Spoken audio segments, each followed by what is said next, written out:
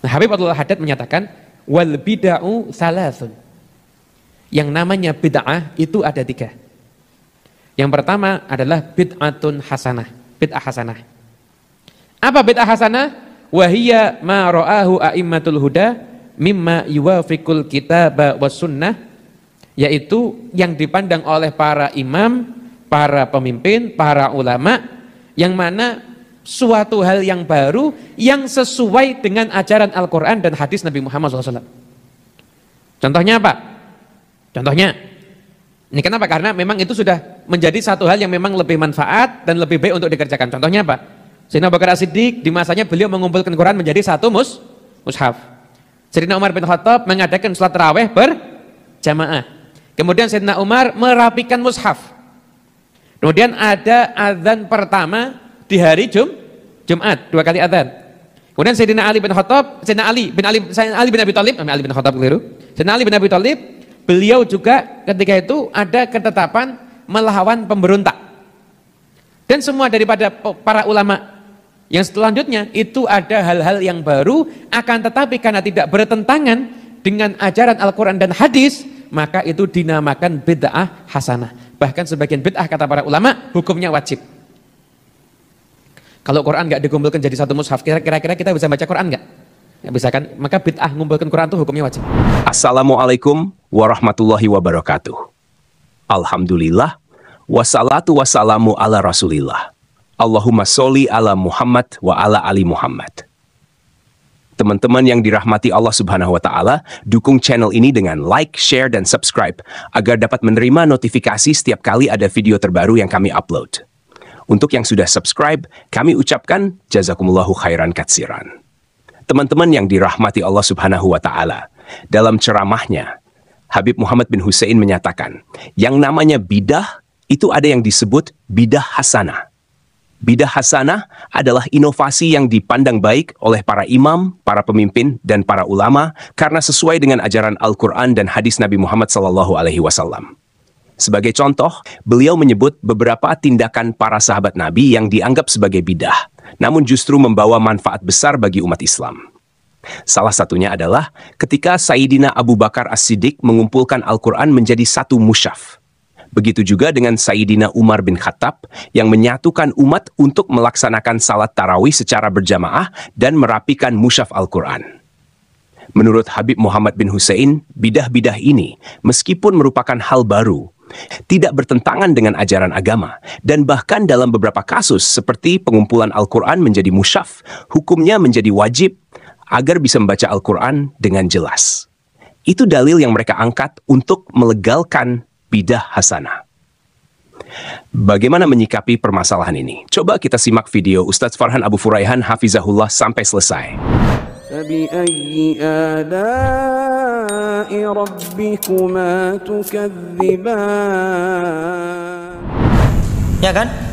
Ada juga yang mencari dalil untuk membolehkan bidah. Tuh, Umar menyatakan nikmatul bid'atu hadhihi. Masya Allah, ilmiahnya dengan tanda kutip. Sebaik-baik bidah, senikmat-nikmat bidah adalah ini, tatkala salat tarawih di masa beliau dikerjakan berjamaah. Jawaban kita, itu Umar. Pertama kita jawab, biar lebih telak lagi. Itu Umar, Anda Umar. Anda Umar, tapi Umar akhir zaman. Satu. Kedua, Umar termasuk khulafa ar-rasyidin yang ada perintah dari Nabi untuk mengikuti sunnah mereka. Tiga, apakah yang dikatakan oleh Umar itu sama sekali tidak ada di masa Nabi? Ada. Nabi sholat 3 malam berturut-turut tarawih berjamaah, kemudian beliau berhenti melakukannya karena khawatir akan diwajibkan kepada umat ini. Sekarang maulid, ada Umar katakan maulid nikmatul bidah hadhihi, sebaik-baik bidah adalah ini. Ada Nabi dan para sahabat di masa itu melakukan maulid walaupun cuma 2-3 kali, kemudian setelah itu kita kerjakan setiap tahun? Gak ada. Jauh sekali kiasnya.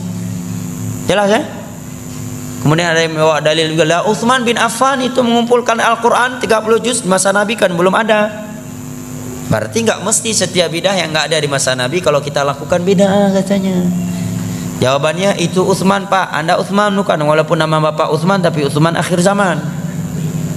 Kedua, Utsman khulafa ar-rasyidun, yang ada perintah khusus dari Nabi untuk mengikuti sunnah mereka. Ketiga, perbuatan Utsman tersebut disaksikan oleh seluruh para sahabat Nabi dan seluruh kaum muslimin di masa itu, dan tidak ada yang mengingkarinya. Semuanya sepakat. Itulah yang disebut dengan al-ijma' al-mundhabit al-qat'i, yang wajib diikuti dan tidak boleh diselisihi. Bidah yang Anda lakukan ini ijma' enggak? Enggak. Jangankan tingkat internasional, tingkat daerah aja enggak ijma'. Ya kan? Ya, jangankan tingkat internasional, tingkat daerah aja, tingkat kecamatan enggak ijma'. Gimana mau diikuti? Keempat, Utsman bin Affan melakukan hal tersebut ini bentuk merealisasikan keumuman firman Allah, inna alaina jam'ahu wa qur'ana. Kelima, di masa Nabi sudah ada pengumpulan Al-Quran. Beliau mencontohi itu. Hanya saya, pengumpulan Al-Quran di masa Nabi tidak sempurna 30 juz dalam sebuah mushaf. Kenapa? Karena fasilitas masih terbatas, sehingga Al-Quran tertulis di lempengan-lempengan batu, ya, di lembaran-lembaran, di pelepah-pelepah kurma, di dada-dada manusia karena hafalan yang sangat banyak. Kemudian di Parang Yamamah, sekian para sahabat ahli Al-Quran, penghafal Al-Quran meninggal dunia. Kemudian juga dalam kejadian Bi'ir Ma'unah, 70 sahabat Nabi ahli Al-Quran meninggal dunia. Maka sebelum hilang, maka beliau menulis. Jawaban yang keenam, bahwa Utsman bin Affan tidak menambah sebuah ayat yang belum pernah turun kepada Nabi, dan tidak pernah mengurangi sebuah ayat yang telah turun kepada Nabi. Al-Quran yang beliau kumpulkan 30 juz itu, itulah Al-Quran yang turun di masa Nabi. Jadi sisi mana ada pembaruannya? Dari sisi mana ada pembaruannya? Berarti pada hakikatnya tidak ada pembaruannya, tetapi yang beliau melakukan adalah sarana masalihul mursalah, sedangkan yang Anda lakukan adalah ritual ibadah, bukan masalihul mursalah. Ya. Kan alasan sebagian orang, nggak apa-apa melakukan ibadah yang tidak ada tuntunan dalam agama selama tujuan kita baik, kedua selama tidak ada larangan, katanya. Jadilah dalil-dalil di atas tadi. Maka itu jawabannya. Kalau ini kaedahnya dalam beragama, maka setiap menit akan keluar bidah baru, ibadah baru. Nggak percaya? Ada orang sholat subuh 4 rakaat. Oh, ini hari Ahad nih lagi ada tabligh akbar, subuh kali ini 4 rakaat aja lah, kita lagi semangatin. Nggak boleh Anda bilang bidah. Kenapa? Karena nggak ada larangan. Nggak ada larangan. Jangan sholat subuh lebih dari 2 rakaat. Bawa ayatnya, hadisnya. Nggak ada. Ya kan? Cuma yang ada dalam Islam subuh hanya 2 rakaat, tidak lebih. Nabi tidak pernah sholat subuh lebih dari 2 rakaat. Dan Allah memerintahkan kita untuk mengikuti Rasulullah dalam bab sholat. Nggak ada larangan jangan sholat subuh 2 rakaat. Kalau kaedahnya yang penting baik, selama tidak ada larangan maka boleh. Berarti boleh sholat subuh lebih dari 2 rakaat, karena nggak ada larangannya dan tujuan kita pun baik. Datang satu orang lagi mau masuk rumah baru, tahiyatul rumah dululah 2 rakaat. Nggak boleh larang. Kenapa? Tujuannya baik dan nggak ada larangan. Nggak ada ayat dan hadis yang berbunyi jangan sholat 2 rakaat ketika mau masuk rumah baru. Nggak ada. Ya kan? Yang satu lagi baru beli fortune baru, tahiyatul fortune dulu 2 rakaat lah. Nggak bisa Anda larang. Kenapa? Karena kaedahnya tadi nggak apa-apa melakukan ibadah baru selama tujuan baik, dan kedua nggak ada larangannya. Nggak ada larangan jangan sholat. Ada dalam surah Al-Baqarah jangan sholat 2 rakaat ketika mau naik fortune baru. Nggak ada. Berarti setiap detik, setiap menit akan timbul ibadah baru. Makanya sahabat Abdullah bin Mas'ud menyatakan ittabi'u wa la tabtadi'u faqad kufitum. Dalam masalah ibadah, masalah agama, ikuti saja apa yang telah ditinggalkan oleh Rasulullah dan para sahabatnya. Jangan membuat bid'ah. Jangan membuat ibadah-ibadah baru. Apa yang mereka tinggalkan untuk kalian itu sudah cukup demi Allah ya jamaah. Teman-teman yang dirahmati Allah Subhanahu wa taala, Ustadz Farhan Abu Furaihan Hafizahullah dalam ceramahnya menekankan pentingnya mengikuti sunnah Rasulullah dan menghindari inovasi baru dalam ibadah yang tidak memiliki dasar dalam agama. Beliau menyatakan bahwa banyak orang mencoba membolehkan praktik-praktik baru dalam agama dengan alasan tujuan yang baik dan tidak adanya larangan yang eksplisit. Namun, menurutnya, pendekatan semacam ini dapat menyebabkan munculnya berbagai bidah baru dalam ibadah. Sebagai contoh, Ustadz Farhan Hafizahullah mengutip pelaksanaan salat tarawih berjamaah di masa Khalifah Umar bin Khattab yang dianggap sebagai bagian dari sunnah karena sudah ada dasarnya di masa Nabi.